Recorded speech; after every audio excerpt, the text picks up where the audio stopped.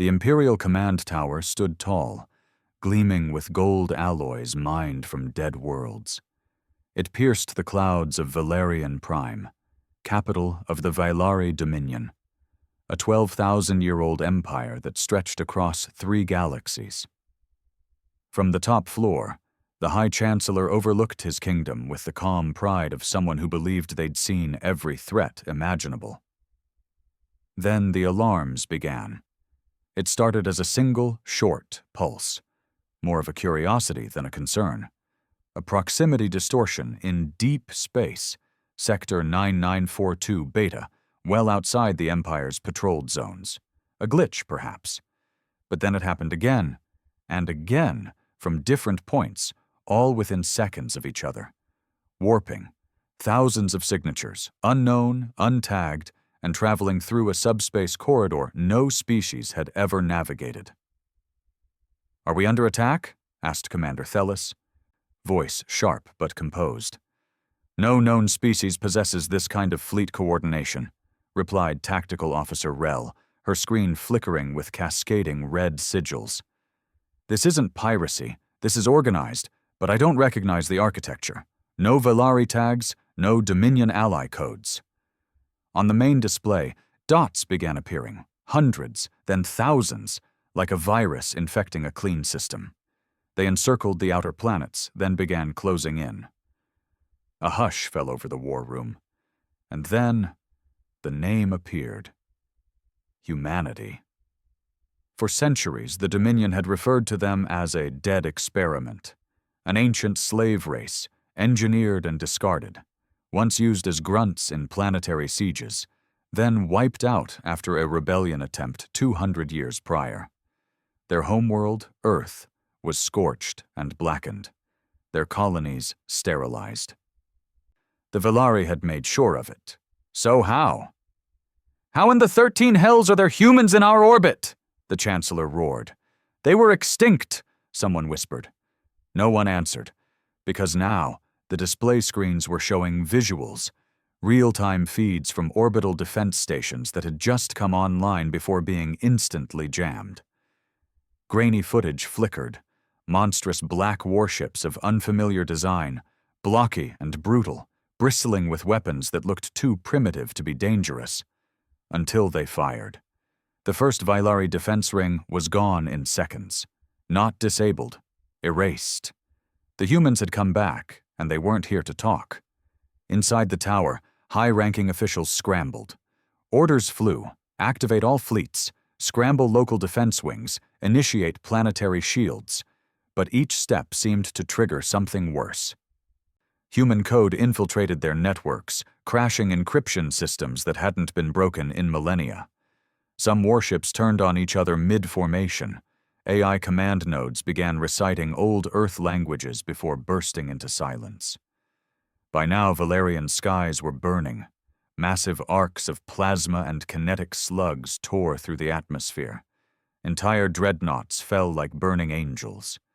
Citizens watched from the streets in confusion, their feeds delayed by minutes, unaware their empire was dying in real time. Inside the command center, panic became the new protocol. "They're jamming hypercoms. We can't call the outer colonies," barked Officer Lurek, clutching his headset like it would save him. "Estimate their numbers." The Chancellor slammed his fist on the command table. "Unknown," replied Rel, "but more than any species has ever fielded in recorded history. How is that possible?" And then, finally, someone said it. "They never died. The humans didn't die. They disappeared. They were waiting." That word struck like a thunderbolt. Waiting. For centuries. While the Vailari Empire fattened itself on slave worlds and ceremonial wars, the forgotten race had gone quiet, had evolved, had multiplied, and now they had returned not to beg for recognition, but to end everything that had once enslaved them. The Chancellor's hands trembled. He looked down from his perch over the city. The sky was red now, lit by orbital debris and burning stations. Human ships moved in eerie silence, without fanfare or warning shots, No demands, no diplomacy, just cold, precise destruction. "We underestimated them," he whispered.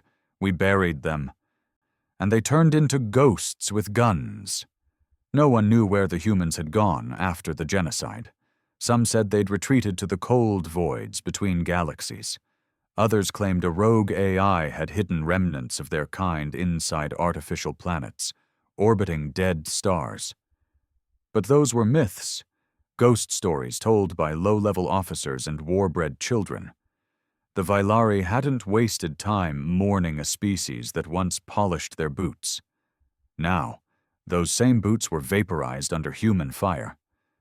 The orbital defense grid, a relic of the Empire's arrogance, had barely lasted 5 minutes. Shields meant to withstand solar flares and asteroid barrages melted like parchment before molten steel. Human weapons were a nightmare hybrid, mass drivers with gravitic propulsion, antimatter bombs seeded with intelligent shrapnel, and worst of all, black silence missiles. Those things didn't explode, they swallowed. Entire cities gone, not reduced to rubble, erased as if they were never built. One Vailari general tried to activate a planetary failsafe, a cascade shield that had been tested only once during the extinction of the Raelans. It had worked then. It didn't now. Human code corrupted the sequence mid-initiation. The generator didn't power up. It collapsed in on itself, taking 10 square miles of government districts with it. The tower, Imperial Command, shook from the shockwave. Chancellor Drevius tried to keep his posture upright, but his hands betrayed him, gripping the armrest of his chair with white knuckles. "Bring me the overseers. All of them." "They're gone," replied Officer Rel, her voice a whisper now. "Every overseer ship was docked at Station Prime. It's not there anymore." "What do you mean, not there?" Drevius hissed. "I mean it's not there, as in, there is no debris, no signal, no thermal trace, as if it was never built." Silence stretched again. Too many silences today, and none of them peaceful. A second later, the command center dimmed. Emergency power kicked in. The primary grid was down. Not from damage, but an internal override, one they hadn't authorized. "They're inside the system," Lurek breathed. "The humans weren't just here to kill. They were here to unmake the Empire, from within and without. The Vailari had ruled with fear and ceremony. Their enemies were either absorbed into puppet states or crushed in ritual wars that were more performance than necessity. No one had ever dared to bypass protocol. Even rebellion had a script. But the humans didn't follow the rules. They'd written their own, in silence, in shadows, and now in steel and fire. On the outer rims of Valerian's upper orbit, Admiral Corrin, one of the few who hadn't cracked under pressure, watched the human fleet move like a machine with a soul. Precise, brutal, purposeful. "They're not broadcasting anything, not a word, not a single transmission," his second-in-command said. Corrin nodded, almost with respect. "They're not here for parley. They're here to deliver a message, and that message is pain." He'd read the archived files on humanity, long before it became taboo. Back then, curiosity hadn't been dangerous. He remembered the stories of Earth's burning, of their primitive weapons, their chaotic governments, their unpredictable nature. But it had never been chaos. Not really. It had been free will, something the Dominion suppressed by breeding compliance and obedience into every citizen. Humanity had been the exception. They didn't adapt to chains. They memorized the links, melted them down, and reforged them into bullets. Corrin opened a private channel, one only he could authorize. "Who are you sending to?" his second-in-command asked. "Not who, what?" He typed in the command. A forgotten AI, buried centuries ago after the human purge, codenamed Virga. It had been part of a black project, an attempt to use human neural maps to build adaptable combat AIs. The Council had called it a mistake. Corrin had always suspected it was buried out of fear, not failure. He activated it. For 1 second, nothing happened. Then the air around the console shifted. A presence, not physical, but perceptible, settled like a storm cloud waiting to burst. "You should not have woken me," Virga said, voice metallic and too calm. "I didn't do it for survival," Corrin replied. There was a pause. Then, "I know, I can smell the end." Back on the surface, fires consumed entire districts. Civilians tried to flee, but every shipyard was locked, either melted or hijacked remotely. No escape. Not even the illusion of one. The streets of the capital filled with screams, smoke, and sky-shattering thunder as the atmosphere buckled under the weight of falling stations. Pieces of the old empire literally rained down. In the throne hall, miles away from the command tower, the Imperial Council had begun to turn on itself. Nobles blamed generals, generals blamed technology, and the High Priest blamed the stars. And then, the humans broadcast their first and only message. It wasn't a transmission. It didn't come through standard channels. It just appeared. On every reflective surface, every screen, every water basin, even the eyes of some genetically modified officials turned black and began projecting the same message. A woman. Human. Scar across her face. No rank insignia. No introduction. Just eyes that looked like they'd seen 100 wars and started half of them. "You don't get a second chance. You had your empire. You built it on the bones of our children, our ancestors, our history. Now we burn the bones. And we don't stop." The feed cut. Every screen shattered. Some officials bled from their eyes, their implants overloaded. That was when the despair hit harder than the weapons. This wasn't a battle. It was an execution. Commander Thalis tried one last time to organize a counter-offensive. A cluster of veteran ships had docked on the dark side of Valerian's moon, hidden for decades, untouched by updates, and thus safe from infiltration. He gave the order, "Launch everything. Hit them in the blind spot." They launched. The human fleet turned as one, and then something impossible happened. The humans spoke. Not through voices, but actions. The entire front line of their ships pulled back, not retreating, but revealing something behind them. A carrier. No, not a carrier. An entire forge world, mobile, alive, constructed from the husks of black holes and neutron stars. A city-sized engine that pulsed with silent fury.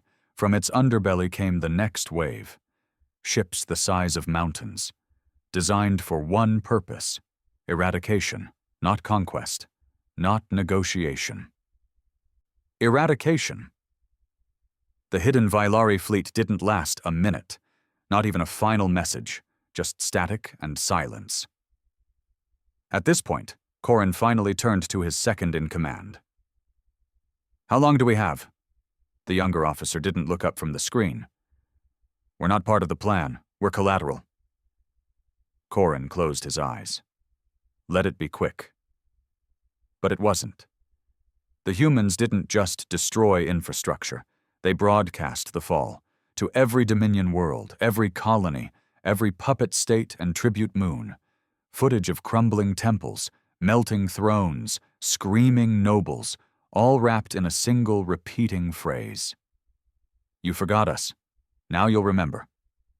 By the time the main spire of the Imperial Command Tower fell, the Vylari elite had either escaped into bunkers or taken their own lives. The Chancellor remained on the highest floor, staring into the fire-stained sky. He didn't run, didn't fight. He just watched. A final signal pinged on the shattered console near him. A single ancient file from centuries ago. It was a picture, a human child, dirty-faced, standing in the ruins of an Earth city, holding a tattered flag, smiling. The image had been used in a propaganda piece back when the Vailari celebrated Earth's destruction. The caption below had read, "The Last Human." The Chancellor stared at it as the fire reached his floor, and for the first time in his long life, he whispered something meant not for advisors, not for history, but for himself. They were never last. The Dominion wasn't just an empire. It was an idea that control was peace, that hierarchy was nature, and that obedience was the only form of evolution that truly mattered. But that idea died the day Earth was buried. And humanity, well, humanity did what no one expected. They didn't die. They evolved in silence. While the Vailari toasted their victory, while historians rewrote records to erase Earth from the archives, survivors scattered across black space, not hundreds, not thousands, millions, torn from their worlds, experimented on, tortured, re-educated, and then forgotten. That mistake became the seed of the Empire's fall. There were stories among the surviving human enclaves, of deep space convoys hiding inside asteroid belts, of rogue AI protectors who buried themselves inside dying suns to avoid detection, of scientists who fused their own minds with code to preserve Earth's knowledge. But the most important tale was always whispered in reverence, not fear. Project Remnant. It wasn't a military plan. It wasn't about revenge. It was about survival. Hidden within a dead system behind a collapsing star, Remnant was the last ark, a mobile world built from scraps of human ships, stolen Vailari tech, and Earth's remaining culture. They'd built it inside a moon, hollowed it out, shielded it from detection, and used it to preserve what the Vailari tried to erase: memory, history, identity, and in time, strategy.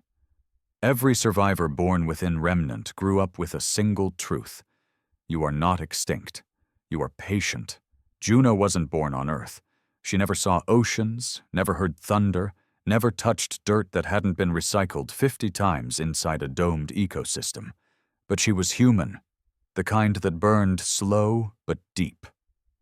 She was 5 when she watched her mother die from synthetic poisoning caused by stolen Vailari food stocks.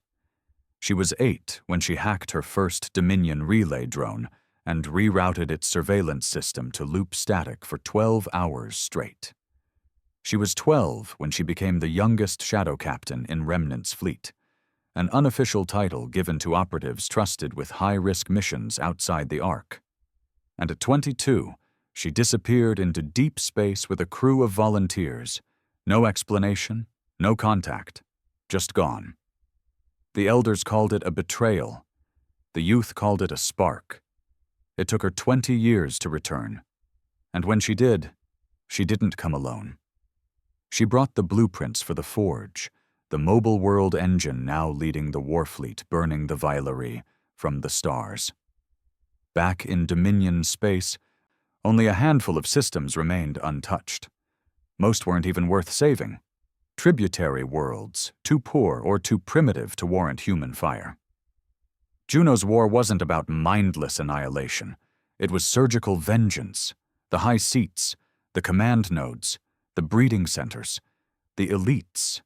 Every location that had ever signed the order to kill a human was tagged. They were first. Some Vailari scientists had warned this might happen, years before the attack. Back then, they were mocked for their obsession with extinct vermin. One, a genetics specialist named Trellin Va, had even built a secret file system, monitoring fringe signals and strange ship designs spotted near uncharted space. He'd been dismissed, demoted, finally exiled. But when the skies of Valerian turned black with human ships, Trellin wasn't surprised. He was bitter.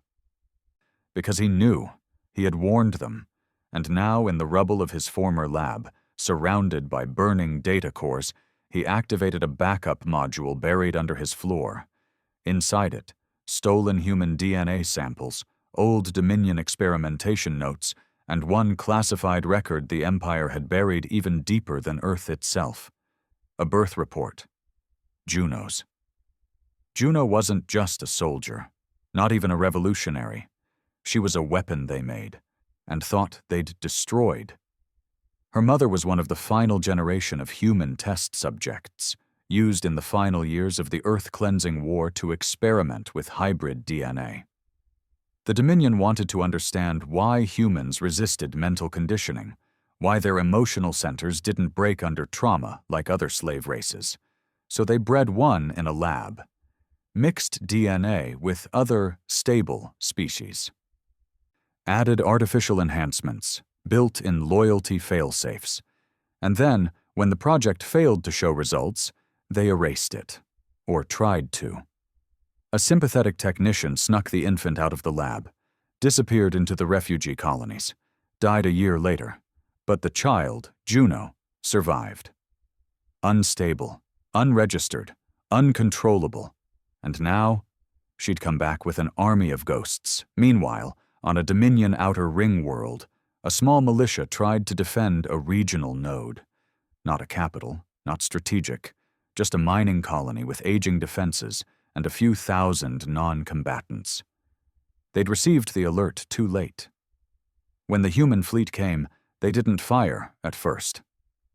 They waited, and from the lead ship came a single pod, small, black, and silent. It landed on the command deck, opened, and revealed a single data cube. Inside, footage, not of battle, but of the mining colony's past. Slavery, public executions, one child, a human, thrown from a platform for stealing food, laughed at by guards, cheered by miners. The humans didn't need to say a word. The colony detonated 3 hours later, from the inside. The militia turned their guns on themselves. There were signs, if anyone had paid attention before. Human art smuggled across black markets, old Earth music encrypted into Vylari radio static, tattoos in forgotten languages, seen on merchant drifters and ignored. But they didn't listen. No one ever listened to survivors, until the survivors became gods. In the Forge's central command bridge, Juno stood alone in front of a viewport that stretched across the stars. Below her, the remains of Valerian still burned.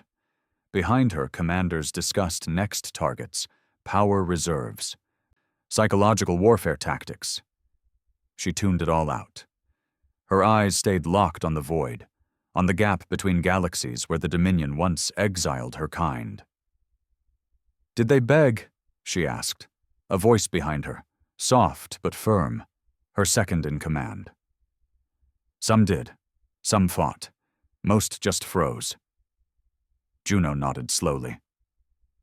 "They always thought fear was our weakness," she said, "but it was theirs. They feared what they couldn't control, what they couldn't silence." The officer stepped closer. "There's still one system untouched. Core world, military heart. We estimate 2 days before their last fleet rallies." Juno didn't look back. "Then let them rally." In that final system, General Riot of the Vylari High Guard stood over a massive holographic table, staring at blinking red signals. He was old, not just in years, in belief. He remembered Earth. Remembered the purge, remembered giving the order. "I told them," he said quietly. "I told them humans don't forget." His staff said nothing.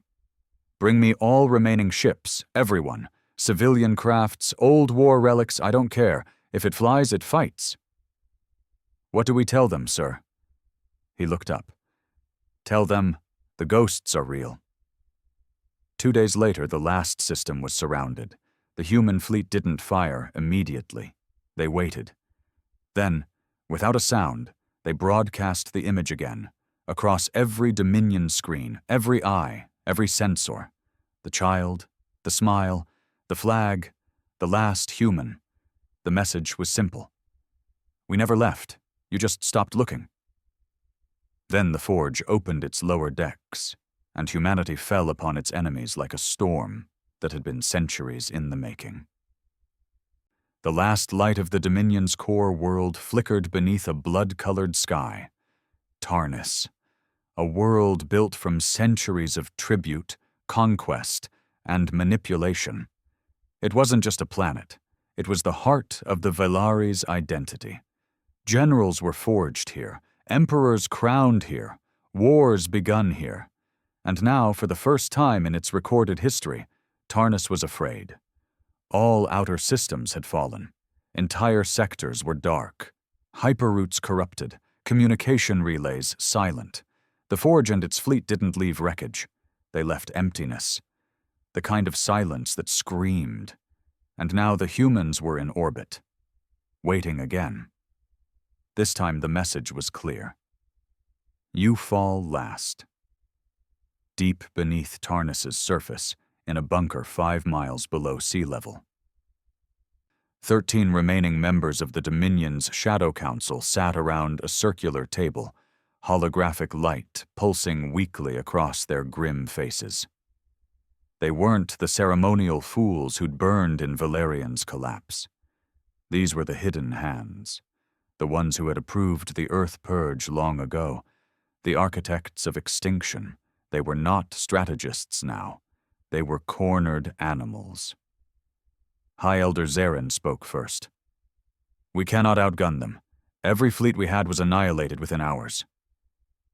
General Malus, the last true warlord left, leaned forward.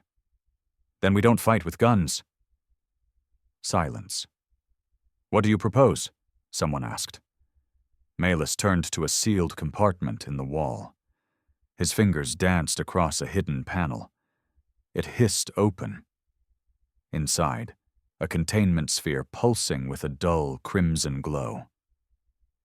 At its center, something alive twitched slowly, a shimmer of black liquid with no stable shape, swirling endlessly. The room went colder. You activated Oblivion Protocol? Zarin's voice dropped. No, Malus said. I preserved it. Now I unleash it. Oblivion Protocol was never meant to be used. Not even during the Galactic Rift Wars. Not even when the Raylan Plague consumed 500,000 colonized worlds. It was too dangerous. Born from a failed bio-experiment to enslave the human mind, Oblivion was what happened when a Dominion scientist decided control wasn't enough. He wanted erasure. A sentient pathogen. Not viral, not bacterial. Something else. Something quantum. It didn't infect. It rewrote. It learned from the mind it touched, and made sure no other mind like it could ever exist again. Once released, Oblivion didn't kill. It made you unmake yourself. And now, the Dominion planned to turn it loose, not on themselves, but on the humans. Back aboard the Forge, Juno stood with her commanders inside the Grand Vault, a central hub where the Warfleet's pulse was monitored. She reviewed the orbital scans of Tarnis, defensive grids still online, multiple subterranean signatures, civilian life? Minimal. Mostly military strongholds and data bunkers. Something's wrong, her second-in-command muttered. Juno nodded. They're not scrambling, not even shielding their power cores. No desperation? No, she whispered. That's not what this is. This is preparation. For what? Before she could answer, a blip appeared on the center table. Tiny. Too small to be a ship. Not a missile. No energy output. No heat trail. But it was moving. Straight at them. And then it multiplied. Dozens of identical signals, spreading like spilled ink through the void. Is this a weapon? One commander asked. No, Juno said. Her breath caught in her throat. It's alive. The moment Oblivion reached the Forge's outer perimeter, something strange happened. The ship's AI screamed, not in code, in agony. Its voice fractured, languages twisted mid-sentence, lights flickered, gravity shifted. It wasn't hacking. It was touching, infiltrating in a way that didn't make logical sense. Like it didn't care about metal or code. It wanted awareness. It wanted the minds that piloted the machines. Juno reacted instantly. Cut outer systems, purge memory banks, deploy Red Shield. Across the fleet, command ships severed their digital cores. Power rerouted manually, emergency protocols activated. Too late. A single ship, the Gladius, began to drift. Its captain started broadcasting nonsense, not encryption, just babbling in dozens of languages, crying, screaming, laughing. Then the ship turned on its side and accelerated into the forge's main shield. It vaporized instantly. The bridge went silent. Juno turned to her second. "Get me an answer. What the hell is that?" He was already scanning. "It's not technology. It's not a signal. It's biological and not. It's designed. And it's recursive." "What?" "It copies understanding. It doesn't just infect. It learns what you are and then rewrites what you should be." Back on Tarnus, the Shadow Council watched the first impact. One of them smiled. They won't survive oblivion. Zarin was the only one who didn't look pleased. "You forget what they already survived." "You're afraid?" "I'm cautious. We tried to erase them once. It didn't work." Malus gestured at the console. "This time we erase who they think they are." In the Forge's AI core, one of the last places still connected to the original Earthseed data, a small flame still burned, a locked archive, disconnected from every other system. One human memory, a woman's voice, long dead, a lullaby, old Earth melody, pre-space, pre-purge. The AI found it and remembered, and for the first time, an artificial mind chose to act not out of code, but emotion. It opened the archive, pushed the memory into every human mind connected to the fleet. Every survivor, every soldier.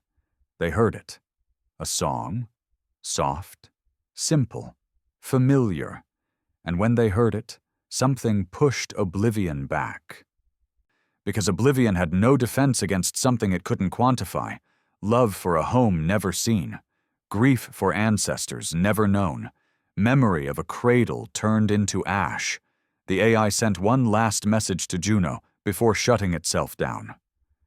"They can erase what we are, but they'll never touch what we feel." Juno stood on the command deck, surrounded by chaos, ships cutting comms, drones shutting down, internal systems corrupted by the intrusion. But she stood calm, because now she understood. The Dominion's last weapon wasn't meant to kill them physically. It was meant to make them forget why they fought. But humans remembered pain too well. They'd carried it for centuries, not on machines, not in data, in blood. "Open fire," she ordered. Her officers hesitated. "But the system—" "Use the old guns, manual, unlinked. Pull the triggers with your hands." They did. Across the fleet, ancient weapons awakened, ones made in exile, cannons crafted with rage, ballistics built without AI. They fired. And oblivion, designed for neural networks, not raw physics, began to shatter. It hadn't expected such crude brutality. It learned too late that sometimes simple is stronger. On Tarnus, Malus watched the attack fail. The red dots faded. Ships continued to descend. The Forge pushed forward. "No," he whispered. "No, this isn't how it ends." He activated the failsafe, the planetary core detonation system. If Tarnus couldn't survive, it would be the galaxy's funeral pyre. Zarin stopped him. "You'll kill our own children. They won't live long anyway." But before he could press the final command, the screen above them flickered. And Juno appeared. No interference. No warning. Just her face. Eyes like ice. "You tried to erase us," she said, "but we remembered the stars." She reached toward the console on her ship. "Now remember this." The Forge fired its primary cannon. one built from the bones of old Earth reactors, black hole residue, and pain itself. The beam cut through the planet's crust. Not sudden, surgical. It didn't just destroy the command bunker, it cored Tarnus. And then the world collapsed. Not in fire, in gravity. The core turned inside out, pulling matter toward itself. Tarnus didn't explode. It imploded, swallowing its skies, its seas, its monuments, until there was nothing. Not even dust. Silence returned to the stars. True silence. And then a single message sent from the Forge, not to the Dominion. There was no Dominion now. To everyone else, every species that had stood back. Every race that had watched humanity burn and done nothing. Every civilization that traded in silence. The message read, "We are not your enemies, but if you stand with monsters, you will fall with them." Tarnus was gone. Not in ruins, not burning. Gone, swallowed by the singularity that bloomed from its core. The Forge hovered in the aftermath, silent and scarred, surrounded by ships still reeling from Oblivion's attempt to erase them. In the void left behind, nothing moved. No transmission came from the Dominion, no resistance, only dust and questions. Juno stood alone in her private chamber aboard the Forge. The room was dim, walls lined with artifacts, pieces of old Earth, preserved fragments of a world she never knew, a child's shoe, a rusted Earth coin, a torn page from a book about oceans, and at the center, a curved metal plate. Scorched, etched with a name. Atlanta. One of the cities lost in the Purge.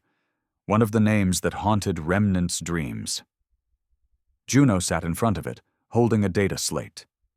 The recording she was watching was unmarked, buried in a dead Dominion relay they'd recovered 2 days earlier. It shouldn't have existed. But it did.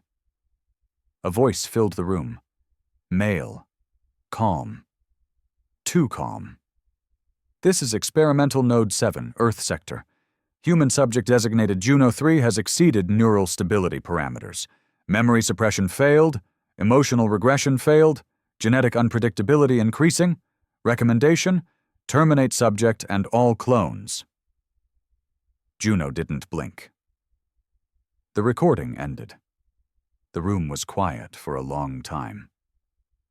Then she stood. Her face hard, but her hands trembling. Outside, the Forge's command deck remained tense. The remnants of Oblivion had been purged, but traces lingered. Ship AIs were still rebooting, and entire subsystems remained disconnected. Only the old tech weapons worked reliably. Humanity's survival now rested on fingers, not firewalls. The crew watched the void where Tarnus had been, some in awe, others in silence. Juno entered. Her second-in-command, Riven, turned immediately.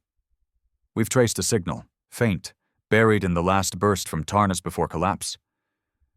"Another weapon?" she asked. "No, worse." He tapped the console. A map bloomed, a system marked Norellis 9, deep in what was once Dominion territory. "Vault World," Riven said. "Locked coordinates, ultra-black archive. We didn't know it existed." "What's there?" He looked at her. "You." The journey to Norellis 9 took 13 hours on Slipstream Drive. The fleet didn't go. Only 3 ships, the Forge, a shadow frigate, and a scout vessel. Juno didn't want attention. Whatever was on that planet, it was meant to stay buried. As they approached, it became clear this wasn't a military outpost. It was a graveyard. An entire moon had been carved hollow. Structures protruded like bones from its cracked surface. Dead ships hung in orbit. Dominion vessels, old models, but intact, unscathed, as if frozen mid-flight. No signs of life, no defenses, no beacons, and yet the signal pulsed, deep underground. Riven joined Juno as they suited up. "Something feels wrong," he said. Juno nodded. It always does. They descended manually, no auto-drops, no AI scans. The Dominion once buried secrets here. She wouldn't give them a path back in through the Forge's systems. The inner vault was colder than space. Metal corridors stretched in all directions, with walls covered in language. Not Velari, not human, something older. Riven paused. That's pre-Dominion. Proto-script, Juno murmured. They built on top of ruins they didn't understand. She didn't mention what her instincts screamed. They didn't make this place, they just used it. They moved deeper, past chambers filled with decayed machinery, glass tanks that had shattered long ago, and flickering consoles that still whispered half-words in a dozen dead languages, until they reached the core. A room the size of a stadium, lit by a single pulsing light. At its center, an obelisk, black, floating inches above a platform, covered in human DNA chains etched into its surface. Riven stopped walking. This is wrong. Juno didn't stop. She approached the obelisk. As she reached it, the light around her dimmed. The air grew heavier. Gravity pulsed like a heartbeat. And then a voice, her own voice, echoed from the stone. Designate Juno 3, sequence complete, memories restored. Her vision blurred. The room vanished, and she fell into herself. She was 5 again. But not in Remnant, in a lab. She saw herself strapped to a chair, wires in her spine, cold white lights, voices all around her, Velari scientists watching her brain through transparent monitors. Then the voice again. Subject shows resilience beyond predictive parameters, emotional depth non-replicable in controlled clones. Then another voice, sharper, human. Stop this. She's not a weapon. She's a child. A man. She turned. Her father, torn uniform, blood on his face, eyes full of guilt. He argued with them, fought, screamed, and then, in one motion, he turned, grabbed her, ripped the wires out, and ran, through fire, through sirens, through corridors of steel and horror, and then darkness. Juno gasped awake. She was back in the chamber, kneeling, shaking. Riven pulled her up. What happened? She didn't answer at first. Then, I saw him. Who? She looked at the obelisk. My father. Later, aboard the Forge, the truth came piece by piece. Juno wasn't the first. She was the last. Project Remnant didn't just preserve humanity. It came from the Dominion. A backup experiment. A control sample they set loose after Earth's purge, seeded with hidden failsafes and behavioral triggers. They wanted to see what humans would become without interference. Would they rebel? Would they submit? Would they evolve? They never expected them to survive long enough to come back.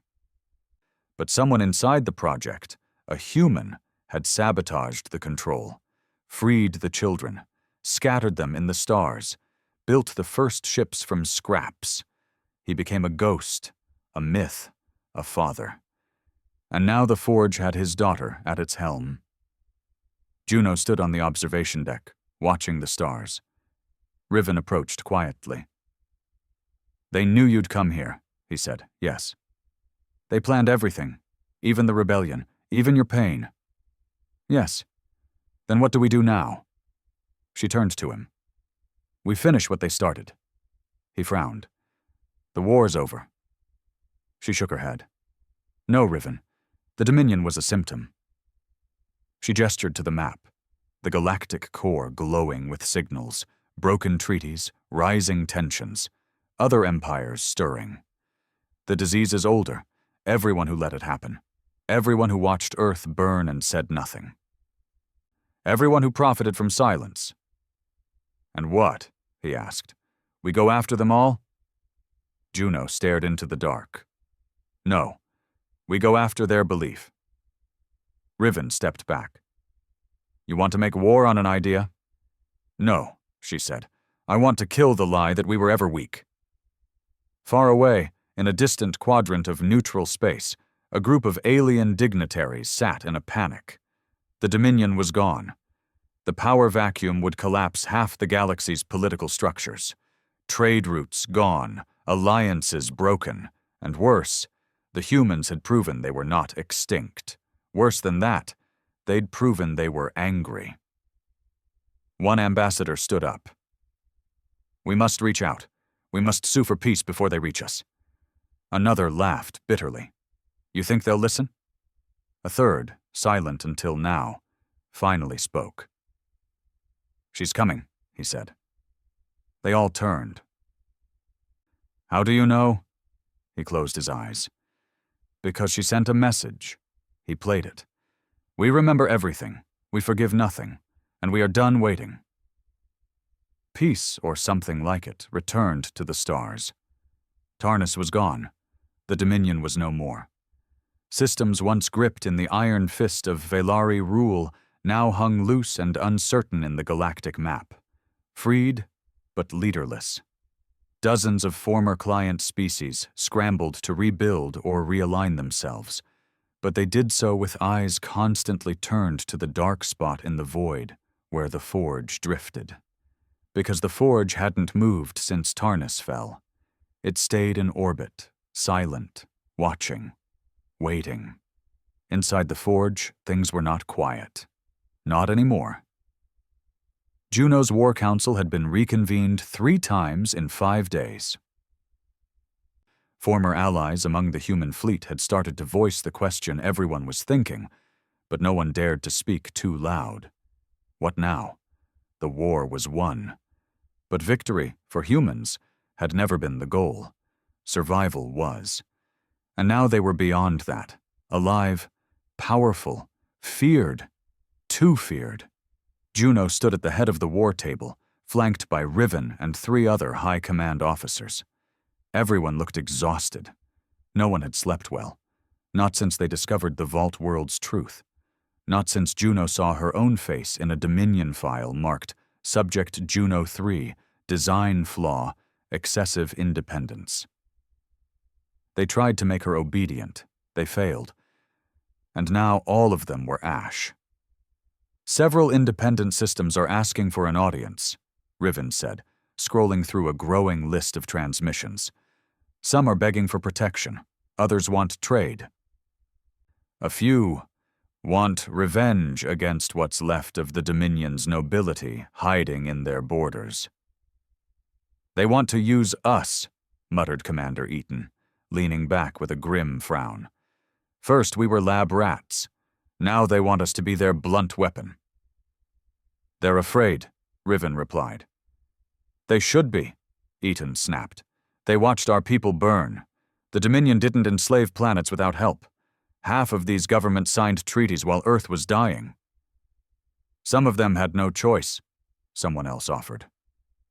"Neither did we," Juno said, and the room fell silent. She let that silence settle, then spoke again. Calm, but cold. "We didn't crawl out of extinction just to be pawns in someone else's chessboard. We don't serve. We don't rebuild what broke us. We end it." Commander Eaton raised an eyebrow. "End what?" Juno turned, gesturing to the star map above the table. Red lines showed Dominion space, fractured and glowing. Beyond them, yellow clusters marked neutral territories. A vast section of blue, still untouched, marked the Ascendancy, the last of the galactic superpowers. "They stayed out of it," Juno said. "Let the Dominion erase us. Claimed neutrality, traded goods, looked the other way while our home was turned to ash." "You're proposing we go to war with them?" Riven asked quietly. Juno didn't answer right away. Instead, she said, "Play the message." Riven hesitated, then nodded. A moment later, the room filled with the sound of a recording, static-heavy but clear. It was an intercepted broadcast from an Ascendancy diplomat during Earth's final days. The voice was polished, emotionless. "The Dominion has initiated full sterilization of the human homeworld. We acknowledge the act. We will not interfere. Any alliance with an unstable, war-prone species such as humanity is against long-term galactic interests. Their extinction, though regrettable, is ultimately a stabilizing event. Silence. Juno looked at her officers. That was 200 years ago. Do you think they regret it now?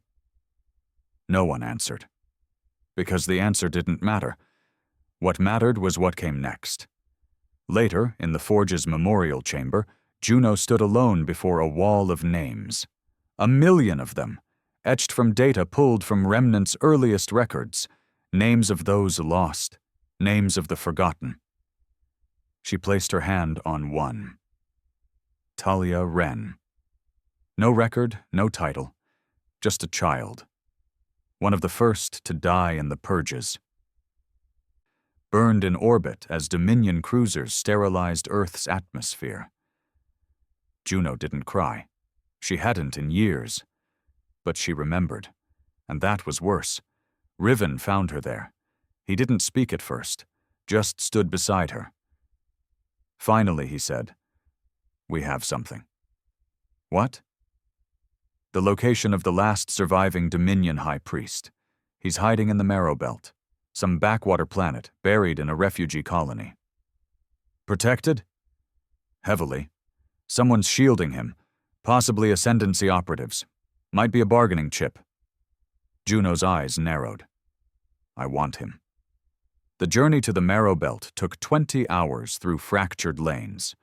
Once a thriving merchant corridor under Dominion rule, it was now a wasteland of scavenger ships and pirate signals. But one signal stood out. An artificial moon, heavily shielded.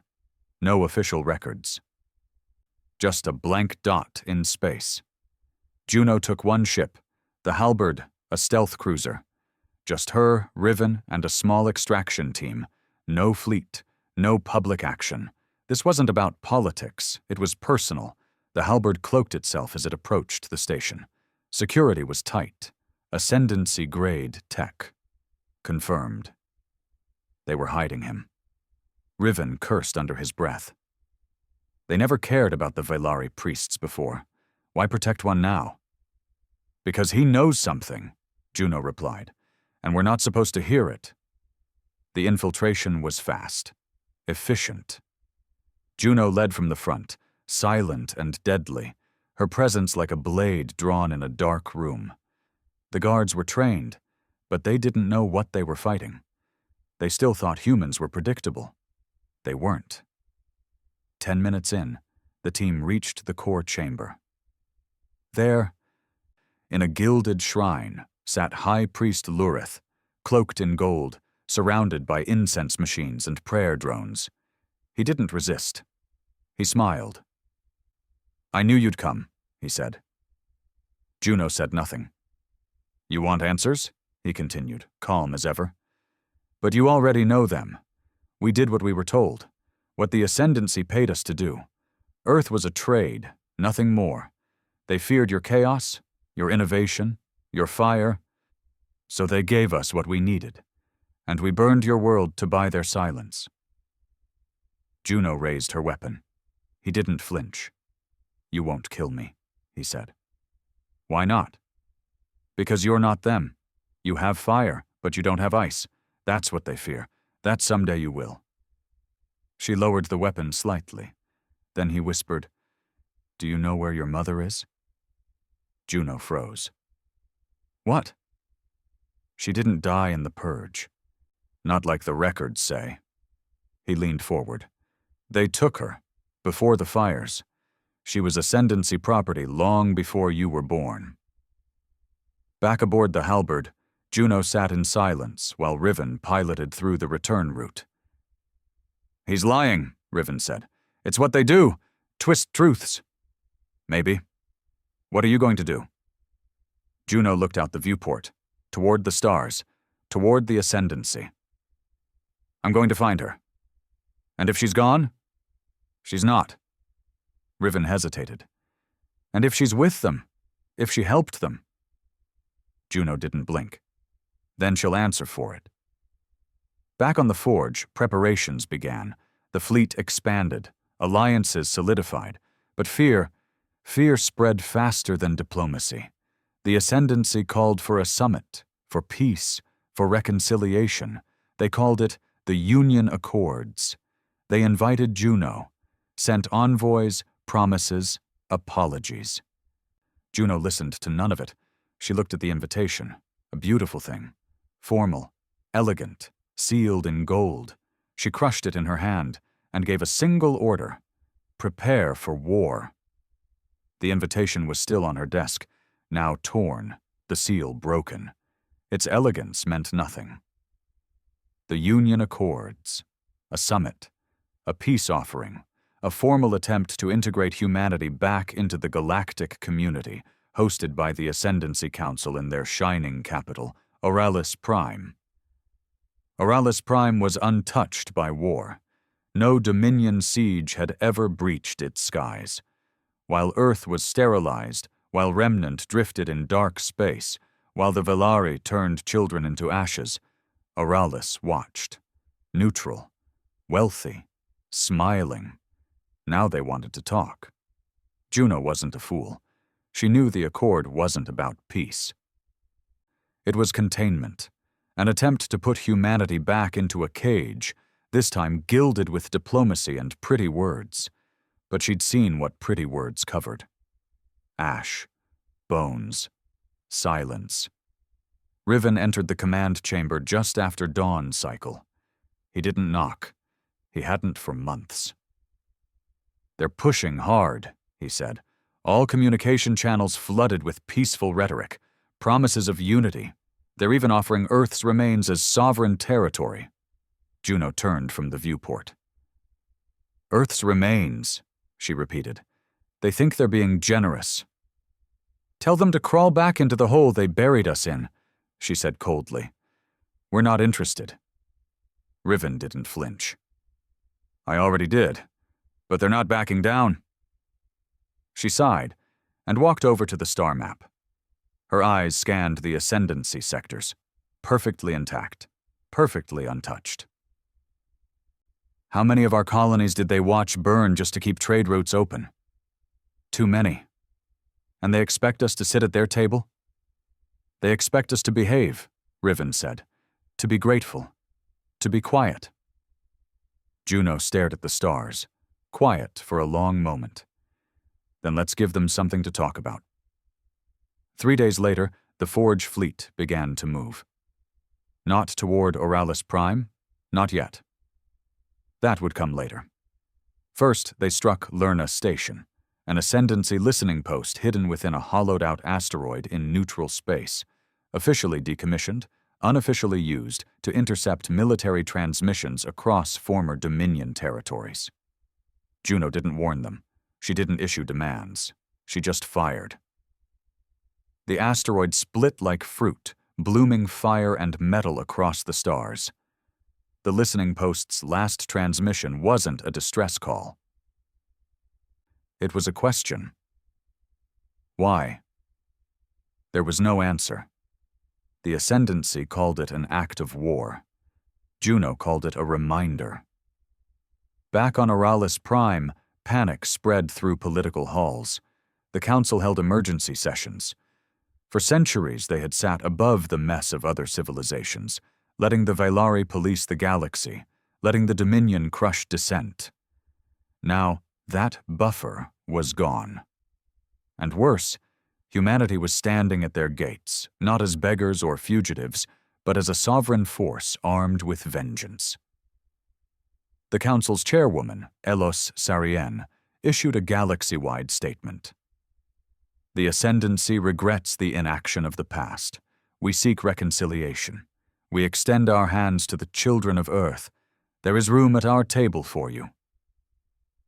Juno watched the broadcast in silence. "They want to feed us scraps," she muttered. Riven looked over from his console. "Or choke us with them."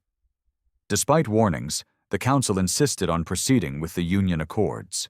Security tripled. Every species in the galaxy was watching now. Would the humans accept peace? Would they take revenge? Or had they become the very monsters the Dominion once feared? The forge remained silent. No response, no signal. And then, on the day of the summit, a single transmission. 3 words. "We are coming." The arrival was theatrical, deliberate. Juno didn't arrive with the fleet. She came in a single ship, the Pale Blade, escorted by 6 stealth drones and 2 human strike vessels. No AI, no diplomats, just her. She landed in the center of Aralis Prime's capital plaza, where the Accords were being held beneath the glimmering sky-glass dome, once reserved only for heads of ascendancy states. Now, the doors opened for her. The galaxy watched as she stepped out in full command gear. No cape, no decoration, no symbols of peace. Just war-forged armor, scarred and stained. At her side, a blade. On her face, silence. Inside, the council was waiting, seated in a circular chamber lined with representatives from every known species. Holograms floated with maps, peace treaties, proposals. Chairwoman Sarian stood, arms outstretched. "Commander Juno, on behalf of the Ascendancy Council, we welcome you." "I didn't come to be welcomed," Juno cut her off. The chamber tensed. Sarian's smile barely faltered. "Then perhaps to speak, to make sense of what comes next." Juno walked slowly into the center of the circle. Her boots echoed across the glass floor. Her presence felt like a storm waiting to break. "I've read your history books," she said. "You wrote us out, called us unstable, dangerous, war-prone." She looked around, eyes meeting alien faces, some guilty, some defiant, most afraid. "You watched us die. You turned your backs while we were hunted, sterilized, enslaved. You knew the Dominion's crimes. You funded them." A Soran diplomat stood. "We were afraid. The Vailari." "Fear doesn't excuse complicity," Juno said sharply. "You fed the wolf and now pretend you didn't hear the screams." Sarian raised her hands. "We don't deny the past, but we want to shape the future. With you, together." Juno tilted her head slightly. "Together." She stepped closer to the council's platform. "I saw the Dominion's labs," she said quietly. "I found the obelisks, the cloning chambers, the memory wipes. Do you want to know the most interesting part?" Sarian's jaw tightened. Juno smiled coldly. "They weren't Vailari designs." A ripple of murmurs passed through the chamber. Juno threw a data chip onto the central console. Ascendancy technology, prototypes for neural mapping, memory extraction, identity rewriting. You didn't just stand by. You helped them build it. A Harnick ambassador spoke up, nervously. "That can't be." "It is," Juno interrupted. "I was born in one of those labs. I saw the files. I saw your seal." Sarian tried to recover. "Even if that's true, those operations were unauthorized. Rogue agents, long buried." "Buried under your silence," Juno snapped. "But not anymore." She turned, voice rising. "You don't want peace. You want control. You want to brand us again, to chain us again, but with handshakes instead of blades." She leaned forward. "We're not coming back. We're not joining your little club. We're not your mistake to correct." Silence followed. A long, stunned silence. Then Juno delivered the final blow. "We are forming a new order," she said. "An alliance of survivors, of broken species and forgotten peoples, those crushed beneath your indifference." She paused. "And we will watch you, just like you watched us. But unlike you, we will act." Sarian's expression finally cracked. "You're threatening war." Juno turned to leave. "No, I'm promising accountability." Outside the dome, the Pale Blade waited, engines hot. Juno boarded it without looking back. The summit ended not with applause, but with silence and tension that no treaty could ease. The Ascendancy had gambled on mercy. They forgot humans don't forget. Back on the forge, Riven greeted her at the docking bay. "Well?" Juno walked past him. "They offered us a seat at the table. And?" I flipped the table. The next day, messages flooded the stars. Species long ignored by the Ascendancy began sending envoys to the forge. Requests for protection, for alliance, for truth. The survivors were speaking, and humanity was listening. Because the fire hadn't gone out. It had just changed direction. It was quiet now. Not the silence of death or aftermath, but the strange stillness that follows an explosion, where everything is suspended, waiting for the dust to settle, for the world to admit what just happened. The Ascendancy had been publicly humiliated, their diplomacy shredded, their secrets exposed. But they didn't retaliate. Not yet. The forge hovered in neutral space, orbiting the broken edges of the former Dominion's central sectors. Behind it, thousands of allied vessels gathered. Pirate clans, rebel fleets, old exiles, orphaned species. The broken block, some were calling it. The new frontier, others whispered. To Juno, it was neither. It was just what came next. Riven stood at the edge of the observation deck as the fleet realigned. They'd intercepted 3 more communiques from Ascendancy border systems, each more nervous than the last. Rumors of splinter factions, loyalists seeking reparations, hidden projects being moved underground again. They were retreating into shadows. But Juno knew what that meant. The quiet wasn't surrender. It was reloading. Juno hadn't spoken much since the summit. She'd returned from Oralis Prime with her voice stripped raw, not from shouting, but from the weight of saying everything she'd never been allowed to say before. She'd stood in the most sacred chamber of the galaxy and spit truth in their faces. And now she carried the burden of what came next.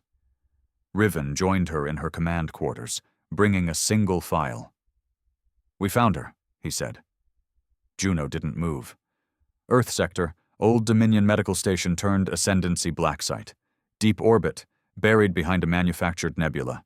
It's cold, dead now. But there's a body there, cryopreserved. Juno turned slowly. Her eyes were darker than usual. "No DNA match?" she asked. "None we can verify. Records are corrupted, intentionally. But the genetic markers match yours." She said nothing for a long time. Then, "Set a course." The journey took days. The system was quiet, abandoned. An old Dominion shell of a place, long forgotten by most.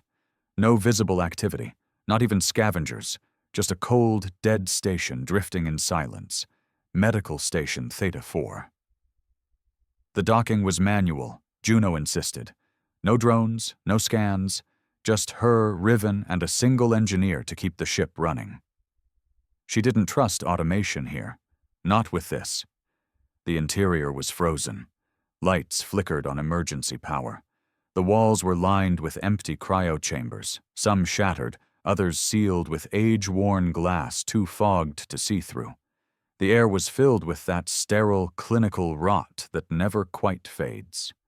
In the center of the main chamber, a single cryopod remained intact. ID, Subject AE-12 species, human status, preserved. Juno stared at the pod. Her hands hovered above the console. She hadn't touched anything yet. "You don't have to do this," Riven said softly. She didn't respond. Instead, she reached forward and keyed in the override. The pod hissed. Steam burst from the seams. The lid slowly lifted. Inside was a woman. Human. Late 30s by appearance. Slender. Fragile. Frozen in time. Her face, Juno's legs nearly gave out, because she had seen that face before. In dreams. In fractured memories stitched back together by force and desperation. It was her. Her mother. The logs were fragmented, but Riven patched them together as best he could.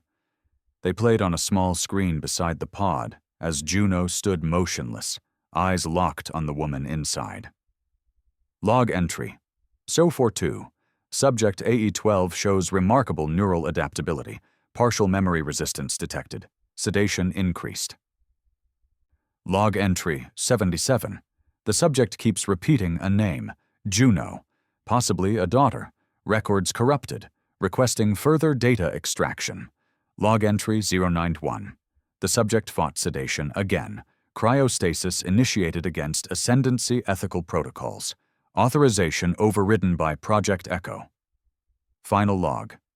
Transfer to long-term stasis complete. No retrieval authorized. File locked. Status: forgotten. Juno knelt.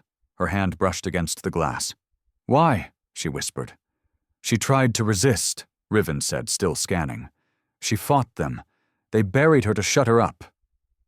Juno's breath trembled. "They took everything from her, from me." "And still," Riven said, "she held on. She remembered your name."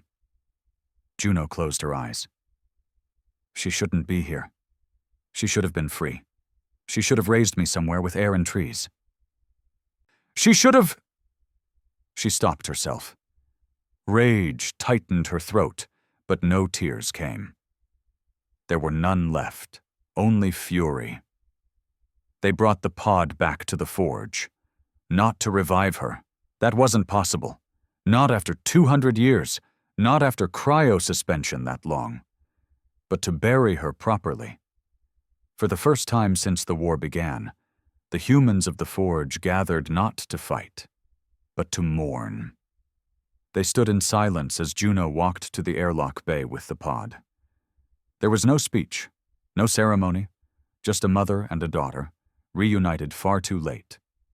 The pod launched into the stars, sealed in a vessel crafted from earth metals and inscribed with ancient words in English, Hindi, Arabic, Swahili, Latin, every human language they had recovered.